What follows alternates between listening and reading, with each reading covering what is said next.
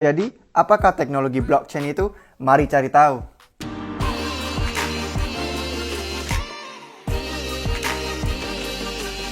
Sederhananya, blockchain adalah suatu bentuk teknologi ledger yang terdistribusi. Adalah sebuah database yang dapat diakses oleh banyak orang. Ini memungkinkan transaksi agar punya saksi-saksi publik. Data yang disimpan blockchain itu diatur ke dalam blok-blok yang terhubung bersama menggunakan hash kriptografi. Ini menciptakan rantaian blok. Karena blok-bloknya diurutkan secara spesifik, data yang tersimpan di dalamnya nggak bisa diubah, nggak peduli apa yang terjadi. Blockchain itu pada dasarnya desentral, artinya nggak ada aktor tunggal yang mengontrol jaringannya. Ini sangat berbeda dari database terpusat yang kita lihat digunakan para bank dan platform media sosial hari ini. Beroperasi pada sistem yang terpusat itu bermasalah karena berbagai alasan. Satu alasan besarnya itu keamanan. Jika database pusatnya kehack, semua yang tersimpan bakal rentan diserang. Alasan lainnya itu kepemilikan data. Di dunia zaman sekarang, kalian jarang memiliki data kalian sendiri. Lebih buruk lagi, data kalian kerap dijual belikan oleh jaringan yang kalian percayai. Jadi, apa sih itu blockchain? Salah satu kelebihan terkuat dari teknologi blockchain, yaitu data tidak bisa diubah lagi atau disebut immutable.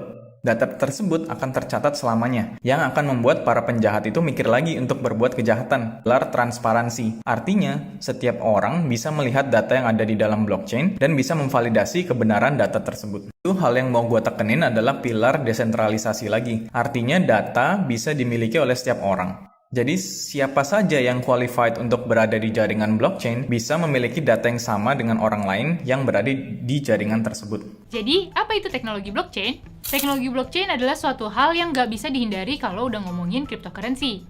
Tapi perlu diketahui juga kalau blockchain ini tuh nggak cuma bisa digunain untuk dunia kripto aja. Teknologi blockchain bisa digunakan di berbagai sektor, nggak cuma di sektor keuangan aja, tapi juga bisa di sektor real. Karena sebenarnya blockchain adalah tempat penyimpanan data di mana data itu nggak bisa diubah atau diotak-atik, jadinya bakalan aman dan kekal. Kalau ngomongin blockchain dalam konteks kripto sebenarnya simple, karena intinya blockchain itu adalah sebuah tempat bergeraknya dan tercatatnya semua transaksi kripto. Pencatatan transaksi tersebut nantinya akan membentuk blok-blok atau balok-balok yang nantinya tuh terhubung satu sama lain dengan yang namanya chain dan membentuk jaringan. Makanya namanya blockchain. Blockchain ini digerakkan oleh validator, yang biasanya dikenal sebagai penambang atau miner. Penambang ini adalah orang-orang yang memastikan kalau transaksi yang terjadi itu udah valid dan layak dicatat dalam sebuah blok. Nah, mereka, yaitu penambang yang udah melakukan validasi, bakal mendapatkan reward atau imbalan yang berupa cryptocurrency. Biar nggak bingung untuk memahami soal blockchain, gue mau cerita sedikit nih. Kalian tahu kan notaris? Nah, fungsi dari notaris itu kan untuk memastikan sebuah transaksi itu valid dan juga legit atau resmi gitu. Let's say ada namanya Bambang dan Malih. Nah, mereka tuh lagi pengen transaksi jual beli tanah. Ada si Bambang yang jualan tanah dan ada si Malih yang mau beli tanahnya. Nah, dalam transaksi jual beli itu mereka tuh pakai notaris biar transaksinya legal dan juga valid. Jadi, kalau tanah itu kan prosesnya rumit ya. Kalau misalkan cuma transaksi antara Bambang sama Malih doang yang sepakat tanpa validasi dari notaris atau pejabat pembuat akte tanah atau PPAT, maka transaksi itu tuh di mata negara belum valid atau belum terjadi. Nah, setelah divalidasi oleh notaris, nanti Bambang sama si Malih itu bisa dapat yang namanya AJB atau akta jual beli. Tapi ternyata prosesnya belum sampai sini doang. Masih ada proses lainnya. Jadi dari punya AJB ini, mereka harus pindah lagi untuk urus sertifikat hak milik atau SHM yang bisa didapatkan dengan mengurus AJB tersebut, dengan membayar pajak dan yang lain-lainnya. Ini proses yang cukup rumit dan panjang banget. Baru deh setelah dapat SHM, fix pindah nama kepemilikan. Tadinya namanya punya Bambang, sekarang jadi punya Malih dan terdaftar di negara. Pusing nggak? Pusing kan? Nah, makanya sekarang semuanya tuh mau dibikin jadi lebih simpel dengan teknologi blockchain. Oke, kita coba solusikan keribetan tersebut tuh dengan blockchain. Dan misalnya nih, si Bambang pengen jualan Bitcoin ke si Malih yang pengen beli Bitcoinnya. Nah, transaksi itu tuh bisa jadi lebih gampang. Pertama, mereka menggunakan bursa atau aplikasi buat transaksi jual beli.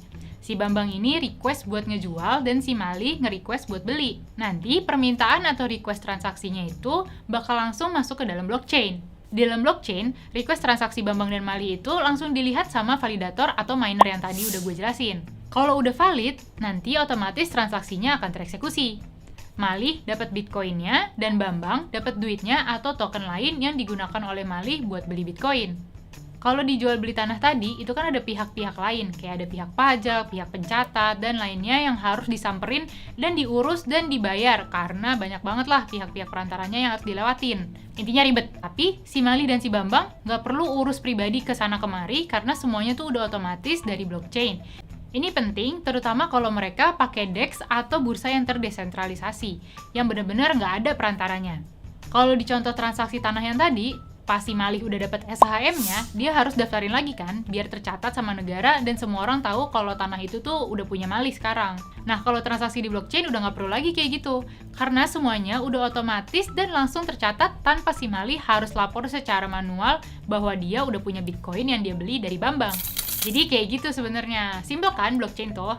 Nah, itu dia penjelasan singkat dari gue soal apa itu blockchain dan sifatnya dia sebagai pencatat abadi transaksi. Semoga ini bisa membantu kalian untuk mulai paham ya. Tapi ada satu fungsi lain nih dari blockchain yang bukan cuma pencatatan doang, tapi ada yang namanya smart contracts. Tapi kalau misalkan dibahas di video ini, itu tuh bakal lebih ribet lagi, jadi akan gue bahas di video selanjutnya.